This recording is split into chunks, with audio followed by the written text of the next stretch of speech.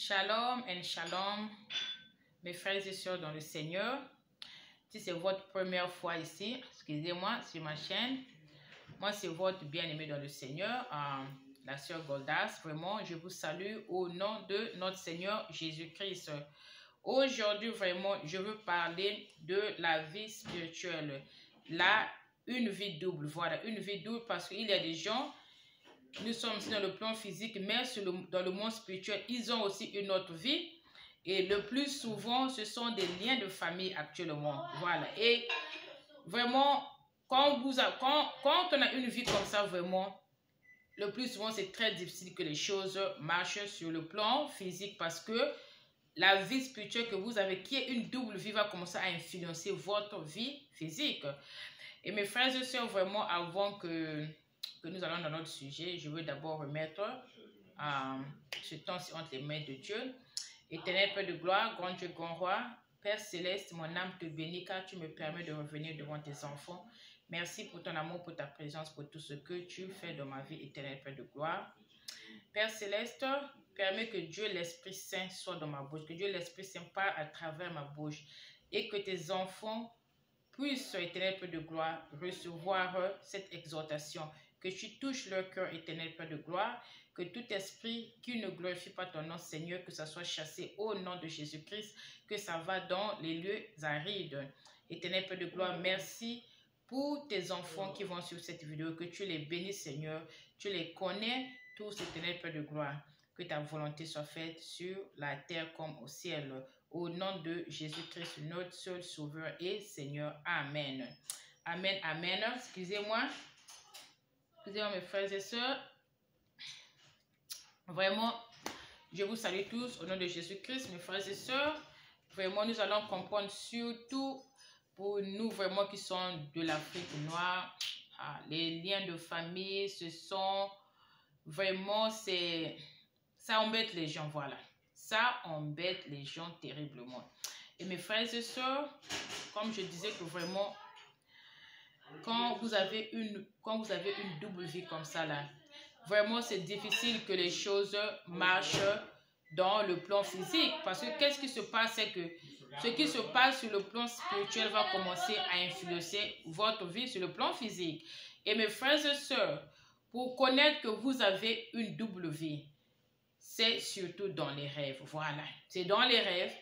Vous voyez que mes frères et sœurs, moi, le Seigneur a commencé à me parler il y a longtemps, depuis mon enfance, mais c'était à cause de l'immaturité. Je n'étais pas mature, voilà. Et pour moi, je me disais que c'était des rêves. Et mes frères et sœurs, vraiment, quand nous allons au lit, nous devrons être très, très attention. Ce n'est pas tout rêve qui vient de notre Seigneur Jésus-Christ, mais dans beaucoup de cas, le Seigneur nous parle. Le Seigneur nous donne beaucoup de messages dans les rêves. Voilà. Et moi, je me souviens à l'époque, je ne priais même pas. Je ne priais même pas. Le Seigneur me parlait déjà il y a longtemps, me montrait des choses du côté de la famille, surtout la famille de ma mère. Et mes frères et sœurs, vraiment le premier signe à reconnaître que vous avez une double vie, le premier signe à reconnaître que l'ennemi vous utilise pendant la nuit. Le premier signe à reconnaître qu'il y a des liens qui vous réclament sur le plan spirituel, mes frères et sœurs. Quand vous allez au lit, si vous avez ce rêve, c'est-à-dire que le rêve qui ne fait que se répéter, vous avez ce rêve qui ne fait que se répéter, même si ce n'est pas exactement la même scène, mais si c'est à peu près, comment je peux dire, si ce sont les mêmes événements, voilà, même si ce n'est pas exactement la même scène, si ce sont les mêmes événements, vous devez vraiment être très attentif à ce genre de rêve. Par exemple, quand vous allez au lit, vous rêvez toujours que vous êtes dans un village, parfois avec des gens que vous connaissez pas, avec des gens que vous ne connaissez pas. Vous êtes dans un village, vous êtes en train de faire parfois un travail, vous travaillez, c'est-à-dire que vous rêvez que vous travaillez toujours pendant la nuit.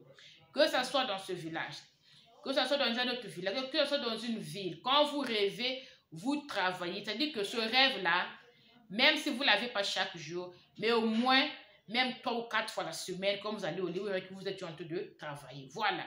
Ou parfois, il y a des cas quand vous rêvez, vous êtes en train de conduire. Vous êtes un chauffeur dans le rêve.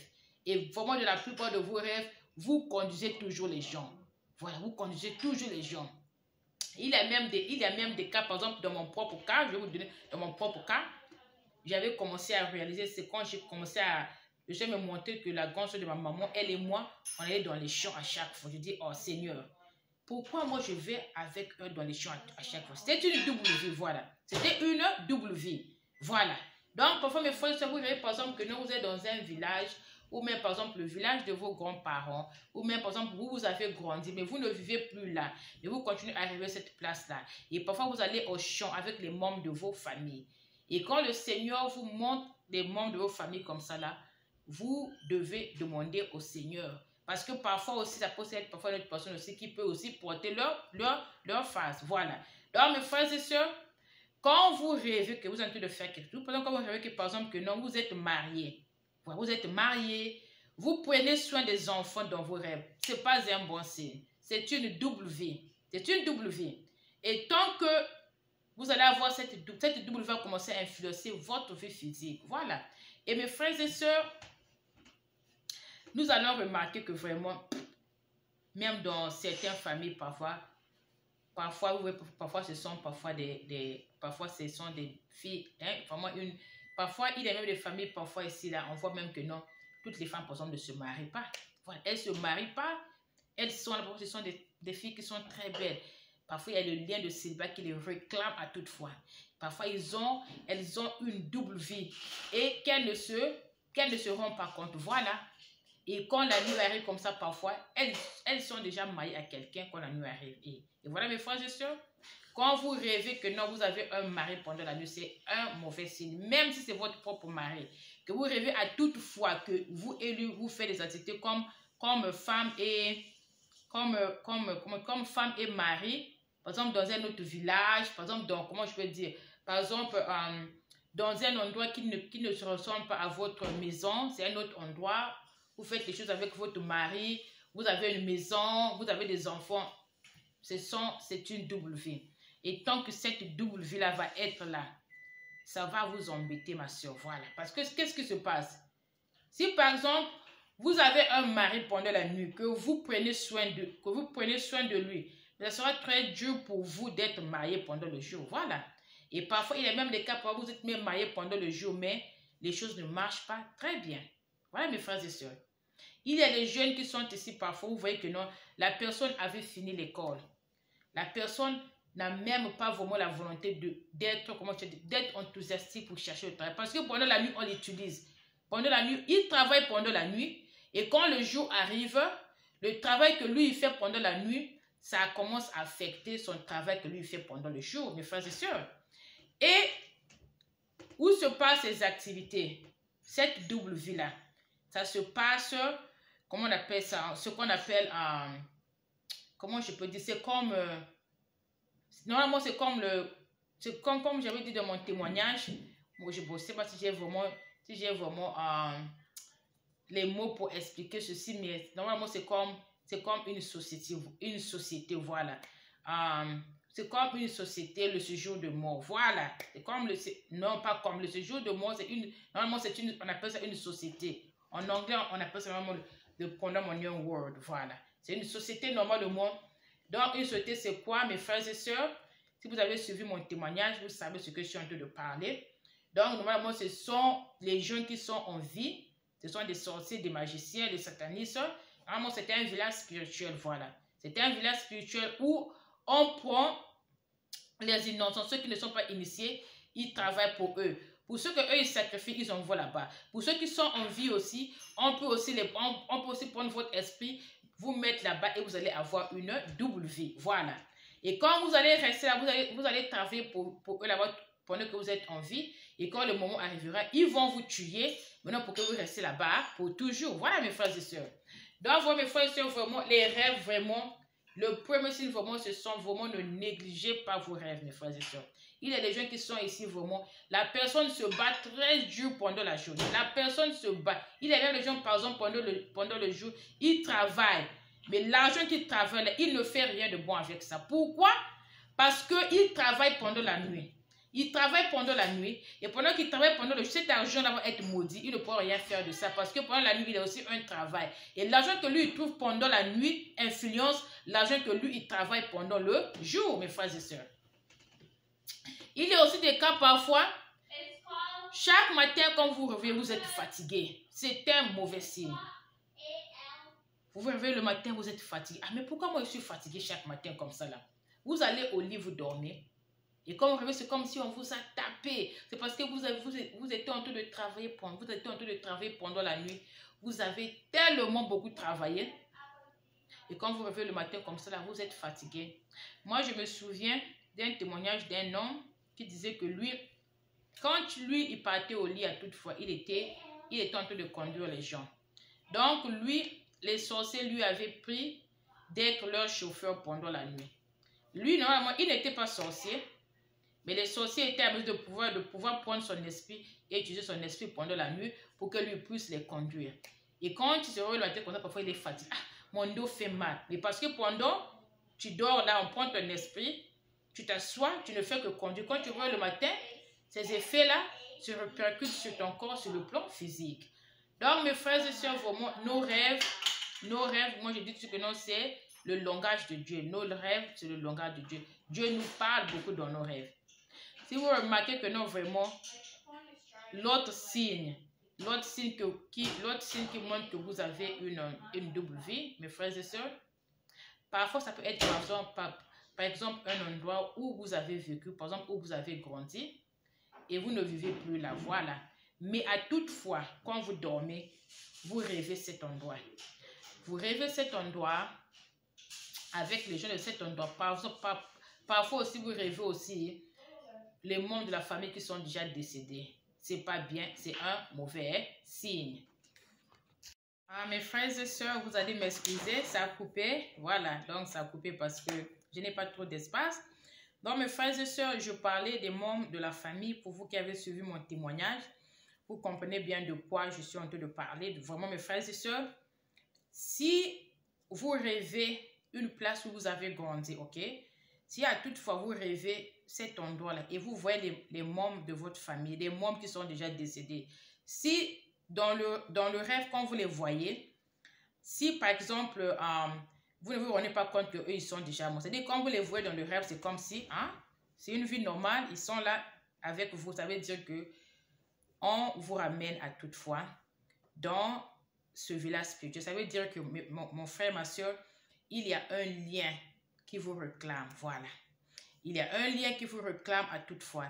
Et on vous ramène à toutefois dans ce village spirituel, voilà. Ça veut dire que soit vous êtes, comment je veux dire, soit vous travaillez pour eux là-bas, vous êtes là-bas, il y a un travail que vous faites à toutefois. Eux, ils vous utilisent, voilà. Ou encore, on vous ramène là-bas parce que ils sont en train de vous préparer pour vous tuer, voilà. Ou ils se préparent pour vous tuer, ou encore on vous utilise comme ça, là, à toute fois, on ne fait que vous utiliser. Vous avez un poste, vous avez un travail, et vous savez qu'il y a même des sorciers qui utilisent même les étoiles des autres membres de la famille. Ils voient que non, celle-là, son étoile est bien, il peut utiliser votre étoile sans que vous sachiez. Donc, parfois, ici, il y a même des frères et sœurs, par exemple, le frère, on ramène pendant la nuit dans le village spirituel, et le frère travaille pour la sœur, pour le frère, et pendant le jour, l'autre frère il réussit parce que l'autre frère qui prend soin de ses affaires pendant le jour. Ou parfois, c'est quand on veut vous tuer, on vous ramène là-bas. Et donc, voilà mes frères et sœurs, quand vous rêvez les membres de votre famille qui sont déjà décédés, et quand vous rêvez ces membres de famille-là, c'est-à-dire que c'est comme c'est juste une vie normale, vous faites des activités avec eux, vous allez au match, vous faites des choses avec eux, ça veut dire que vous êtes dans le séjour de mort, voilà. Et ça veut aussi dire que ces membres de famille que vous rêvez là, quand ils étaient morts, ils n'ont pas eu l'accès d'aller au ciel, voilà. Ils n'ont pas eu l'accès au ciel, ça veut dire qu'on les avait sacrifiés, voilà. Ça veut dire qu'on les avait sacrifiés, et quand on vous ramène là-bas, c'est pour vous préparer, soit on veut vous tuer déjà, ou vous êtes en train de travailler pour eux pendant que vous êtes encore en vie. Et voilà mes frères et sœurs, et ça, vraiment, beaucoup de gens en souffrent. Beaucoup de gens en souffrent de ces liens de famille, de ces situations, de ces vies qui sont doubles. Beaucoup de gens en souffrent et beaucoup de gens ne savent même pas. Et mes frères et sœurs, l'autre chose que je veux vous dire, si vous rêvez, ça veut dire que le Seigneur veut que vous sachiez ce qui se passe. Parce que dans beaucoup de cas, il y a des gens qui ne savent. C'est-à-dire que la personne vit comme ça, elle ne sait pas. Elle ne peut même pas se rappeler de ses rêves. Ce qui veut dire que l'ennemi est en train de vous étouffer. Parce que quand vous allez commencer à vous rappeler de vos rêves là, vous allez comprendre exactement ce qui se passe. Voilà. Donc, mes frères et sœurs, quand c'est comme ça là, quand vous rêvez, ça veut dire que le Seigneur veut que vous sachiez ce qui se passe. Le Seigneur est en train de permettre que ce qui est dans l'obscurité sort dehors. Voilà. Parce que dans beaucoup de cas, je vais vous donner juste une petite l'exemple dans mon témoignage, mes frères et sœurs. Donc, dans le village, là, qu'est-ce qui se passe dans ces villages spirituels là? Pour les gens qui sont encore en vie, qui sont comme prisonniers là-bas, on leur met, comment je peux dire, donc ça dit que autour de leur village, il y a ce qu'on appelle un esprit d'allusion, voilà. Donc pendant que votre esprit est là-bas, votre esprit ne va pas se plaindre, votre esprit ne veut pas déclarer, voilà. C'est-à-dire que votre esprit va se soumettre à tout ce que eux ils vont faire pendant que vous êtes encore en vie. Ce qui va faire que non, vous n'aurez même pas une vie de prière élevée. Voilà, votre vie de prière sera très bas. Ce qui va faire aussi que non, vous allez toujours penser que non, votre vie est parfaite alors que les choses ne marchent pas dans votre vie. Donc, on vous met un esprit d'allusion. Et votre esprit pense que non, vous êtes chez vous. Voilà. Votre esprit ne voit pas cette prison-là. Maintenant, quand le Seigneur vous permet de voir, ça veut dire que le Seigneur veut que vous sachiez que vous êtes là. Et vous allez voir ça dans vos rêves. Et quand vous allez voir ça, vous allez commencer à vous révolter. C'était ça avec moi. Et quand vous révoltez comme ça, là, eux ne veulent pas que vous vous révoltez. Parce qu'eux veulent que vous soyez obéissantes. Et quand vous êtes comme ça à vous révolter, quand ça veut dire que non, pendant le jour, vous allez aussi commencer à prier. Mes frères et sœurs, me voici encore. En fait, je voulais juste éclaircir quelque chose. Quand j'ai parlé des membres de la famille qui sont déjà décédés, bon, il n'est pas dit que toutefois, quand vous avez rêvé un membre de la famille qui est décédé, ça veut dire que non, vous êtes dans le séjour de mort ou cette personne n'a pas pu aller au paradis. Non, en fait, moi, je suis en train de dire que non. Par exemple, quand vous le rêvez, c'est-à-dire qu'à toutefois, vous êtes en train de faire des activités journalières avec eux. Voilà. Par exemple, vous êtes là, par exemple, c'est comme une maison, un village, vous êtes avec eux. À toutefois, vous faites des activités, là, ça devient un problème. Par exemple, moi, dans ma vie, je connais des gens, hein, c'est-à-dire que je connais des gens, par exemple, quand elle rêve à propos de sa défunte sœur qui l'a vue, ça veut dire que non. Ok, si par exemple la personne là est malade, quand elle est malade, elle va par exemple rêver sa défunte sœur qui va venir la voir. Quand sa défunte sœur vient, elle dit que non, vraiment, moi j'ai appris que toi tu es malade, je suis venue pour te garder comme il n'y a personne pour te garder. Et c'est en ce moment la question que non, c'est une maladie spirituelle. Mais si par exemple, quand elle a une maladie normale, elle ne rêve pas à propos de sa sœur. Voilà. Donc, il y a des cas comme ça. Par exemple, le Seigneur peut aussi prendre le visage d'une personne qui est en vie pour venir donner le visage d'une personne qui est déjà morte pour donner le message à une personne qui est encore en vie. Donc, mes frères et sœurs, comme je parlais de l'autre là, de l'allusion, voilà. Donc, c'est comme ça. Le problème, c'est que quand vous êtes comme ça, vous travaillez pour eux comme ça là, donc votre esprit va penser que vous êtes chez vous. Voilà, donc l'esprit ne peut pas se révolter. Vous allez faire tout ce que eux veulent que vous faites. Mais quand le Seigneur va commencer à vous révéler que dans les rêves que vous êtes quelque part, c'est déjà une grande grâce. C'est déjà, pour moi, je dis que c'est déjà le début d'une délivrance parce que la parole de Dieu déclare que tout ce qui est révélé est condamné. Voilà. Mais par exemple, quand vous rêvez que vous êtes en train de prendre soin des enfants, ça veut dire que c'est déjà le début de votre délivrance. Le Seigneur est en train de condamner ce qui se passe sur le plan spirituel. Et du fait que vous êtes au courant, c'est une grande grâce devant les yeux de l'Éternel. Moi, mes frères et sœurs, vraiment, je crois que cette vidéo, ça va aider quelqu'un parce qu'on ne sait pas, surtout nous les Africains, de l'Afrique noire, vraiment, il y a tellement des liens de famille qui sont compliqués. Il y a des gens vraiment qui souffrent et qui ne sachent même pas où cette souffrance vient. Et dans la plupart des cas, parfois c'est dans nos propres familles. Parfois c'est un ancêtre qui avait signé des pactes bizarres, qui a vendu même jusqu'à la 5e, 6e génération. Et les nouvelles générations qui naissent là, ils sont attachés à ces liens de famille sans même qu'ils sachent. Et ils ont une vie double. Et quand ils ont cette vie double là, et leur vie normale pendant le jour, Il n'y a rien qui marche. Les gens, parfois, ce sont les liens de célibat compliqués. Parfois, ce sont les liens de chômage compliqués. Parfois, ce sont les liens de stérilité compliqués. Parfois, ce sont des liens où la personne a même fini l'école, mais la personne ne peut pas réussir dans sa vie parce que quand la nuit arrive, il y a un lien qui leur réclame comme ça là. Et ils sont en train de travailler pour d'autres personnes. Bon, mes frères et sœurs, je ne veux pas être vraiment très lent. Je préfère m'arrêter ici là vraiment. Ça, c'est juste ça, c'est la première partie. Je veux encore revenir avec une autre partie. Vraiment, c'est un sujet que vraiment, je veux vraiment en parler.